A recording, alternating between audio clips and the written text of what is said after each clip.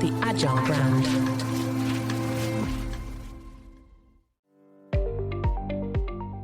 Welcome to the B2B Agility Podcast, where we look at the factors that drive success in B2B marketing, with a focus on the people, processes, data, and platforms that make B2B brands stand out and thrive in a competitive marketplace. I'm your host, Greg Kihlstrom, advising Fortune 1000 brands on MarTech, marketing operations, and CX, best-selling author and speaker. Now let's get on to the show. Everyone listening to this show that's already in the workforce, from entry-level positions to leaders, has had to learn at least a little bit about AI over the last few years. But what are we teaching college students about how AI will impact their work? And more importantly, what should we be teaching them? Today, we're going to talk about helping companies scale AI across sales, marketing, and operations, as well as how to make sure those about to enter the workforce are learning the right skills and mindsets from the start. To help me discuss this topic, I'd like to welcome John Munsell, CEO of Bizzuka. John, welcome to the show. Hey, Greg. Thanks for having me on. Yeah, looking forward to talking about this with you. Before we dive in, though, why don't we start with you giving a little background on yourself and what you're currently doing? Sure. Yeah. So 1,000-mile-an-hour backstory. I spent 17 years in financial services. And then when the web started to come out, I started my own software company to develop web applications in 97. And then we gradually grew into a web design shop, then a digital marketing agency. And we started to use AI in that. And 3.5 years ago, actually closing in on 4 years ago now, I sold off the agency side to zero in on AI and try to help businesses learn how to use it more effectively and more efficiently, because I could kind of see the writing on the wall. And that's how I ended up building a company around upskilling employees and businesses. Great. So yeah, let's dive in here. And as I mentioned at the top of the show, and as pretty much I assume most people listening out there are experiencing, the last few years have been an education for, I would say, most people, if not all people, on how to better use AI in their work. And that doesn't mean that a lot of people hadn't already been using some forms of AI, but certainly, with the rise of generative AI tools like ChatGPT, Gemini, all of those, there's certainly been a lot more focus on on AI in a number of different ways. So you've come up with some tools and frameworks to help with this education. So can you talk a little bit about why a framework is helpful for organizations as they need to, grapple with things like upskilling and in some cases reskilling their workforces? Yeah, absolutely. So what I started to do was I'll back up. I've been in a bunch of AI masterminds for years, and I've just been kind of watching techniques and learning from them. And 3 some odd years ago, I was in a mastermind and I saw a guy named Darby Rollins create a prompt that had some really interesting characteristics to it. And I thought that was cool, but it was more for direct response copywriting. And I thought, well, I'm in the B2B space. How would I take that and not just focus on a copywriting application, but expand it to be anything? And so I created this technique that I call scalable prompt engineering, which, if you know anything about spreadsheet design, it's similar in that you're creating variables that you can change the variable and everything else in the prompt stays the same, or buckets of information we call prompt containers.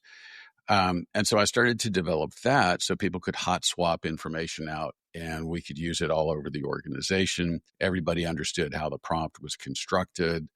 And so then I started to teach people how to do this so that ability to get the best out of AI became A, second nature, but B, shareable knowledge, right? Because anybody could look at the prompt and go, oh, I know what you're doing. If I change out this for this, I can get it to do that, right? So as I started to teach our first cohort in there, the first 2 sessions, I could see that things were clicking, but not very well. And so I thought, okay, how do I display this visually so people understand what needs to go into a prompt so that they don't have to go back and forth and back and forth and back and forth all day? If they give it to the AI right up front, they get a vastly superior result. a whole lot faster. And so that's when I developed this thing that I call the AI strategy canvas. It was based on, I don't know whether you're familiar with the business model canvas, but it's based on that same structure. And then I presented it on the third session to the group, and man, the light bulbs just went on for everybody. It just clicked. And I thought, okay, cool. Now we're really on to something. And then the provost at LSU heard what I was doing, and he asked if he could come over and tell me what was going on at LSU and AI, because they were doing some fantastic things over there. And so I said, sure. At the time, I didn't know what a provost was, but it turns out there's the president and then there's a provost, and he's over all of academia. I didn't know that, but now I do. Anyway, so he asked me to show him what I was doing. He's like, whoa, that's next level stuff. I haven't seen anything like that. And here they're building LLMs and they're doing all kinds of stuff at the university level. And so then he asked me to teach their honors students. And I said, well, I think we would have a better impact and a faster impact on the world and the workforce if we went through continuing education instead of, undergrads, and we taught businesses and their employees how to use these things. Because the problem is that universities are teaching people how to build LLMs and train LLMs when 1,000 times more people are going to be using them. And I would rather be teaching those people because they're the ones that really need to know these skills. And so we started to develop a course for continuing ed. Yeah. And so, definitely just off the bat, I mean, it sounds like a lot of the spreadsheet analogy is helpful because, there's definitely the concept of making it easier is pretty clear there. Can you talk a little bit about also, consistency is another component there of, if everybody's kind of sharing the same framework. But can you talk about, what is the importance of consistency across the teams, and, why is that so important? Okay, so think of it this way. I mean, right now, by most people's imagination, AI was invented, 3 years ago, right? Right. But so that means that virtually everybody is self-taught, right? And inside of an organization, the bigger organizations that you got controls in place. The smaller organizations, they're all trying to figure it out. And if they've all learned it a different way, they're all getting different results. And there's this tendency to think that because you can ask an AI a question and get an instant response, that it's easy. But the problem is it's not easy to get an excellent output from an AI unless you know what you're doing. And so if I've got an organization with 20 people or 2,000 people, the more I have people using it in a different way, the harder it is for everybody to get the same output, the same consistency in the output. And so somebody might be, working with a simple report for 2 minutes, and the other person might be working with it for 2 hours. Granted, it used to take 8, but it would be neat if the person who was able to get it out in 2 minutes could teach somebody else how to do it. But that person might not have the right structure to it. And so what they created was this word vomit prompt that's, monstrous sentences long, and they don't even know how it worked. And so that's the tricky part. But if you know how to structure it so that everybody understands how to do it, and everybody speaks what I call the same language, then now you have SOPs in an organization, whether it's the marketing department, the HR department, whatever. Everybody knows it the same way. Anybody can come in and help somebody by looking at and dissecting the prompt and saying, okay, if you just adjust this, it'll work a whole lot better. And not only that, but it's the framework for creating really rich documents that you would use as a knowledge base in AIs when you get into the agentic workflows and everything else. If you know how to do it right, you get amazing results. If you don't, you'll get average results. It becomes a very fast typewriter. In other words, we want more than that. Yeah. Well, and so does that, does kind of seeing what good looks like, is that, I would imagine that's also part of the education process, right? So, because if they're not using the spreadsheet, so to speak, they're seeing well-constructed prompts, quite often, and is there learning in that part of it as well? Yeah. I mean, look, when you see how they're structured and you understand the makeup of it, then everything becomes far more logical. And again, in any organization, you have turnover. And what you want when you do have turnover, you want the new person coming in to be able to see what the other person did and go, okay, this is easy. I can take over, right? Um, and you also want to make sure that people are well, let me back up. What you want in an organization is the last thing you want to do is replace somebody, because you've got time invested in that person. That person knows your culture and your operations and knows your products and services. And they probably know what excellence looks like, what your standard for excellence is when you're delivering to customers or anything else. So if they know what excellence looks like, they're going to be the most likely ones to get it out of AI. But if you don't know what that is, then it's going to be very hard to get it out of AI. You have to first know what it is, and then you have to know how to just construct the prompts to get that out of AI. So that's the real critical thing, is getting the people in your organization who fully understand your vision for excellence to be able to drive that out of AI. And that's very easy in a structured approach. It's not so easy if you're literally doing stream of consciousness and prompting every time you go to AI. Right? Yeah. So, you mentioned, people coming in and out of the workforce, or, people, needing to onboard new people. Let's talk about the people that haven't quite entered the workforce yet. So how prepared would you say that the average, whether it's undergrad or, a grad student that maybe hasn't entered the workforce yet, how prepared are they to take on the current world of work where, AI is it's a requirement, but maybe to your point, it's not as well structured as it could be in a lot of situations? Yeah. The problem is that most of the universities are teaching what I would call stream of consciousness prompting. So they're not very well constructed. They don't have a really solid framework for what should go into the AI. So consequently, when they leave, they've got bad habits. Some universities aren't teaching it at all. So unless you're in the computer science department and you're learning how to do, some other kinds of training on an LLM, you're not going to get the executable skills when you graduate. The good news is the kids graduating these days know how to use a keyboard pretty fast. Right. Right. And they understand social media, and they understand a lot of those aspects of it. But they will fall into bad habits with AI.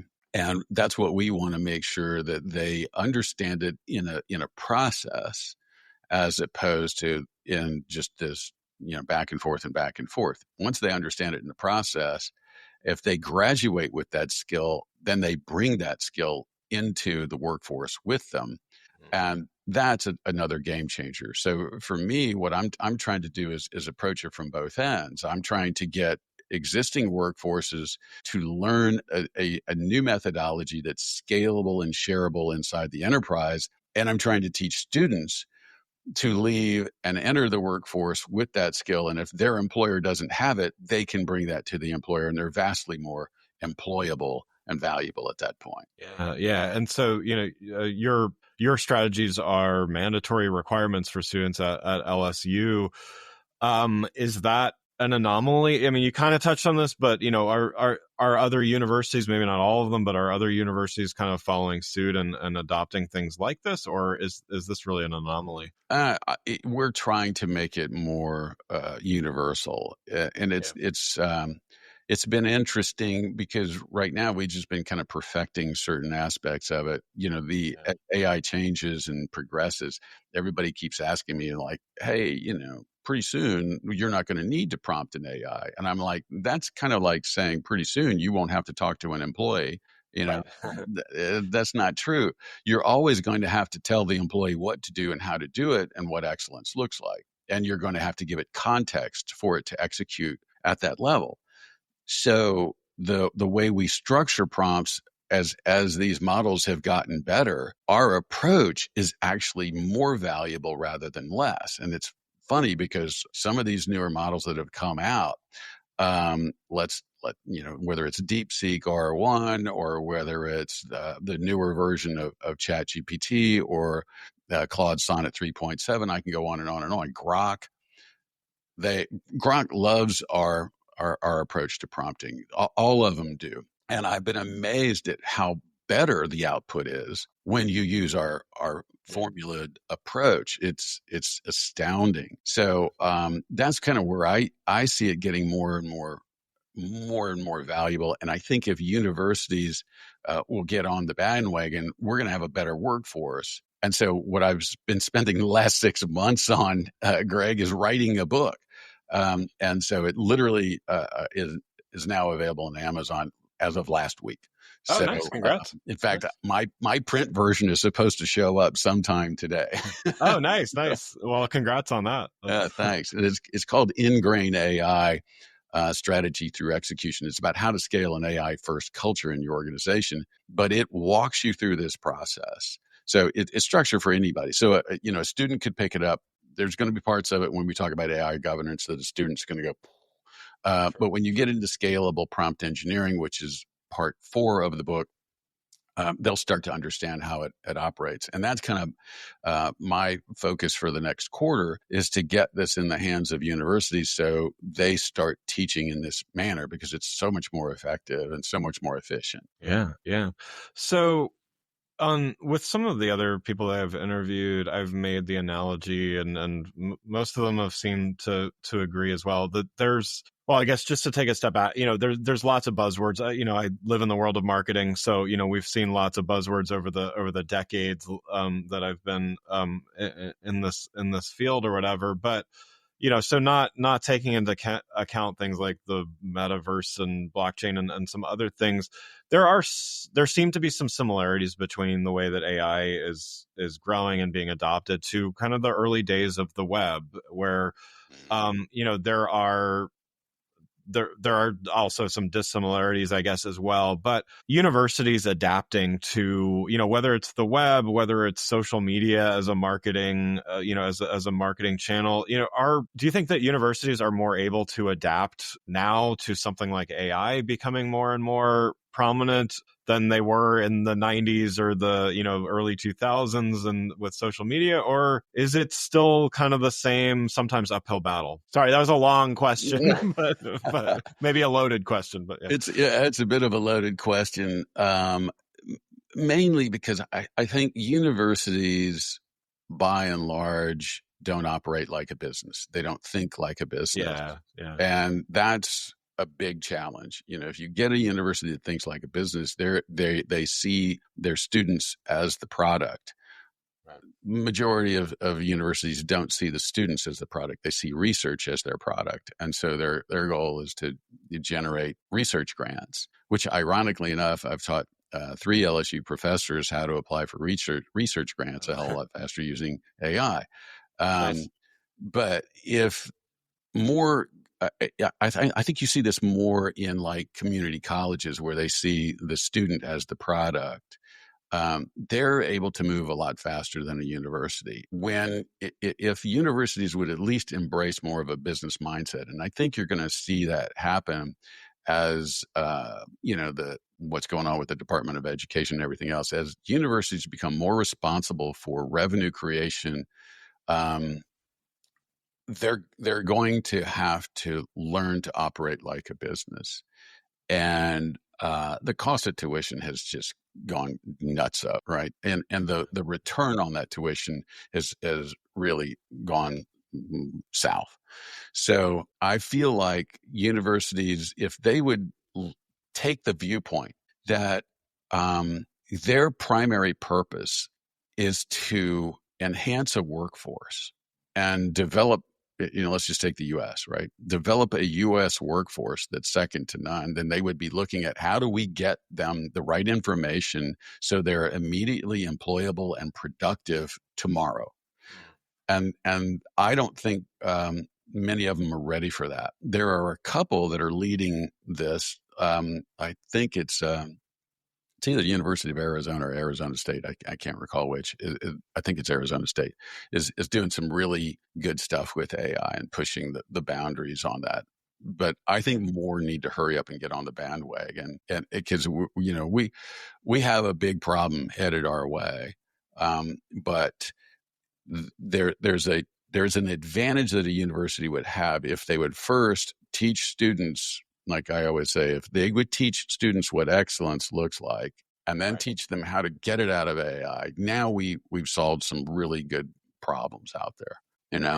Yeah. I don't know. Are you artistic at all? A little bit. Yeah. Okay. So my wife makes cakes professionally, and she's like cake boss, right? So she builds these just amazing things that I'm like, God, that's amazing. And I'm like, she'll take fondant and she makes these figurines and she does all these things for weddings and all that stuff.